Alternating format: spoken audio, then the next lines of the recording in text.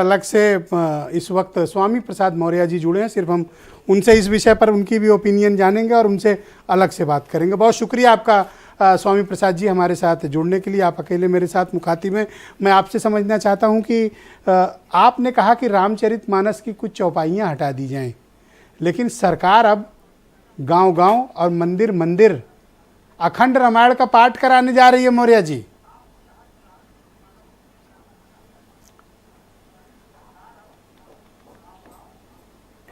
इनके सरकार के इस निर्णय से स्पष्ट हो गया कि आज इस देश की महिलाएं, आदिवासी, दलित और पिछड़े अपने सम्मान के प्रति सचेत सावधान हो गए।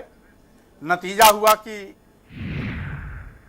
अपमानित करने वाली चौपाइयों का वाचन और पाठन दोनों बंद कर दिया। इसीलिए सरकार अब जबरदस्ती आस्था थोपना चाहती है, क्योंकि हम सभी की आस्था का सम्मान करते हैं, सभी धर्मों का सम्मान करते हैं, लेकिन आस्था स्वप्रेरित होती है, आस्था थोपी नहीं जाती है। और जब देखा कि बड़े पैमाने पर लोग मानस की विवादित चौपाइयों के चलते जो अभी तक नीच, अधम, अपमानित और प्रताड़ित किए जाते रहे हैं, उसको देखते हुए बड़े पैमाने पर लोग इससे दूरी बनाना शुरू किए, तो सरकार सरकारी खजाने से इसको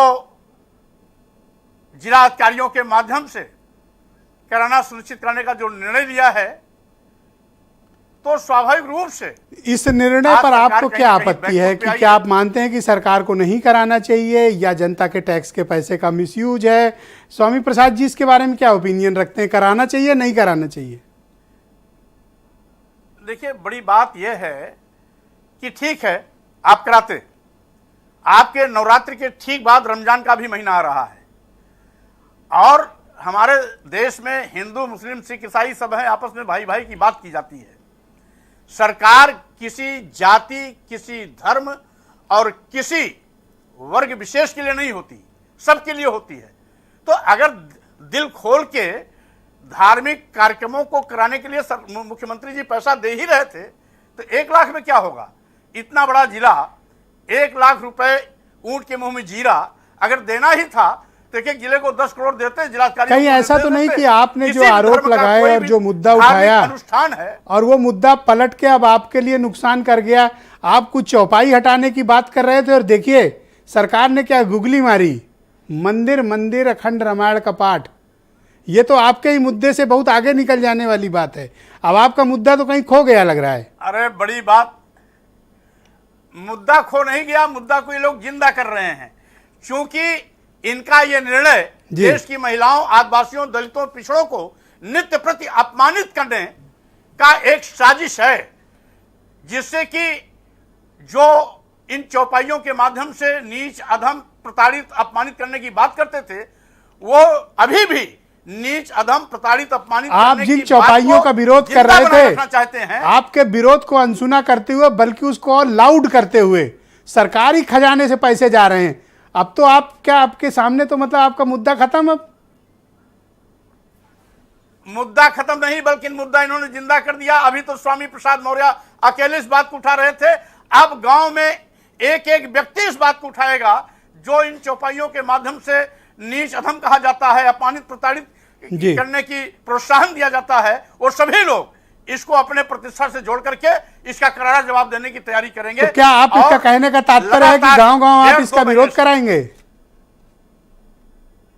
हम नहीं कराएंगे, लोग स्वतः करेंगे, क्योंकि जो कौन लोग इसका विरोध करेंगे? चाहत बड़ी है, सब हिंदू हैं और सबको रामायण को पाठ कराना है, कौन विरोध करेगा मौर्य जी?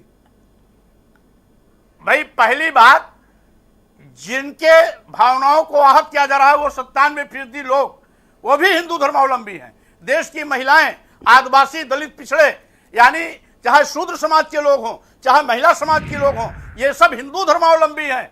कोई ईसाई धर्म को मानने वाला नहीं है, कोई गैर धर्म को मानने वाला नहीं है। इसलिए अगर 97% लोगों की भावनाओं को आहत करने के लिए नीच, अधम, प्रताड़ित, अपमानित करने का पाठ कराया जाएगा, तो स्वाभाविक रूप से उनमें आक्रोश बढ़ेगा। तो आप इस बात को सार्वजनिक रूप से क्यों नहीं स्वीकारते हैं कि ऐसा करने का मकसद एक समाज विशेष को अपमानित करना हुआ? अगर इस तरह का अखंड रामायण पाठ हुआ तो क्या आप ये कहना चाह रहे हैं? देखिए, आस्था के कारण लोग अपने अपने धर्मों को अपने अपने तरीके से आयोजित करते हैं। कोई भी आयोजन के लिए कोई भी धर्म का जो आस्थावान समाज है वो सरकार से सरकारी सहयोग की अपेक्षा नहीं करता। और अगर बिना किसी के मांगे मुख्यमंत्री जी मेहरबान हो के 1 लाख रुपया जिलाधिकारियों को हर जिले में दे रहे हैं तो 1 लाख क्यों, 10 करोड़ क्यों नहीं? सभी धर्मों के आयोजन की व्यवस्था जब 1 लाख दे रहे हैं तब तो आप इतना विरोध कर रहे हो मौर्य जी, क्यों? और जब 10 करोड़ देंगे तो आप तो सर आसमान उठा लोगे सर पे।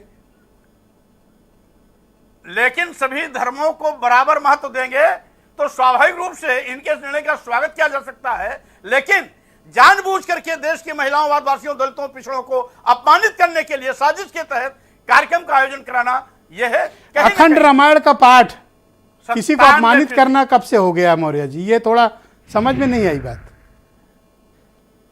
भाई जिन चौपाइयों से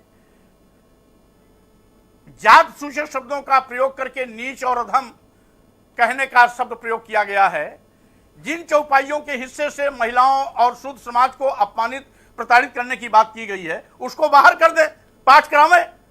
कौन विरोध करता है? हमने रामचरितमानस का विरोध नहीं किया, हमने किसी धर्म का विरोध नहीं किया, हमने तो चौपाइयों के कुछ हिस्से का विरोध किया है। उसको बाहर करा दें, पाठ कराएं। ओके, आप चाहते हैं कि सरकार अखंड रामायण का पाठ तब कराए और आपको मान्य तब होगा जब वो चौपाई हटे तब पाठ कराएं, वरना आप विरोध करेंगे? स्वाभाविक रूप से हम नहीं विरोध करेंगे, पूरा समाज विरोध करेगा, देश की महिलाएं विरोध करेंगी, देश का शूद्र समाज विरोध करेगा, जिसमें आज अनुसूचित जात, अनुसूचित जनजाति, पिछड़े वर्ग के लोग आते हैं, वो विरोध करेंगे। अपने सम्मान स्वाभिमान के प्रति उनको भी चाहत होती है। आप विरोध की बात कर रहे हैं, पूरी आरएसएस, पूरे सनातन धर्म के धर्माचार्य सब आपसे नाराज हैं, आपको सब भला बुरा कह रहे हैं कि आप धार्मिक तौर पर लोगों को बांटने की कोशिश कर रहे हैं। आरएसएस वाले भी कह रहे हैं।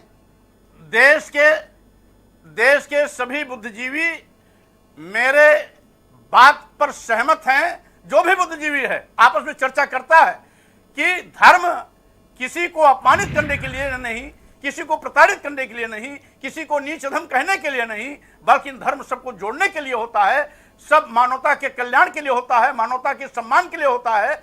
इसलिए मानवता को सार करने के लिए नहीं होता है। इसीलिए जो भी समझदार लोग हैं वो हमारी विचारों से सहमत हैं। क्या आप अपनी बात वापस लेने के लिए तैयार हैं चौपाई को लेकर? क्या आपको लगता है कि एक गलत राजनीतिक फैसला आपसे हो गया जो अब आपको भी नुकसान कर रहा है? आप अपनी बात वापस लेंगे या नहीं?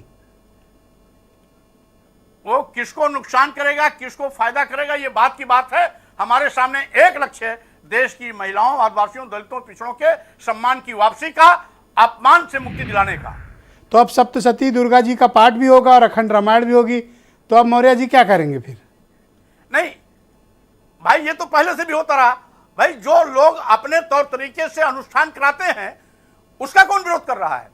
लेकिन सरकार जबरदस्ती आस्था थोपना चाहती है, विरोध इस बात का है। लोग सभी धर्म अपने अपने तौर तरीके से मनाते हैं, कोई एतराज नहीं। आज तक ये सब कार्यक्रम होता था। आपको कोई खेद है मौर्य जी, जो कुछ भी आपने मुद्दा उठाया अब सरकार उस मुद्दे पे खेल गई? कोई खेद है आपको? सरकार खेल गई या सरकार पिट गई या स्वामी प्रसाद मौर्य से डर गई या ये सरकार दलितों, पिछड़ों, आदिवासियों और महिलाओं को सम्मान आपसे कैसे डर गई? इतना बड़ा क्लेम आप कैसे कर सकते हैं? इतनी mighty power, political power, 273 MLA, इतनी बड़ी सरकार, उनको स्वामी प्रसाद से डरने की क्या जरूरत है?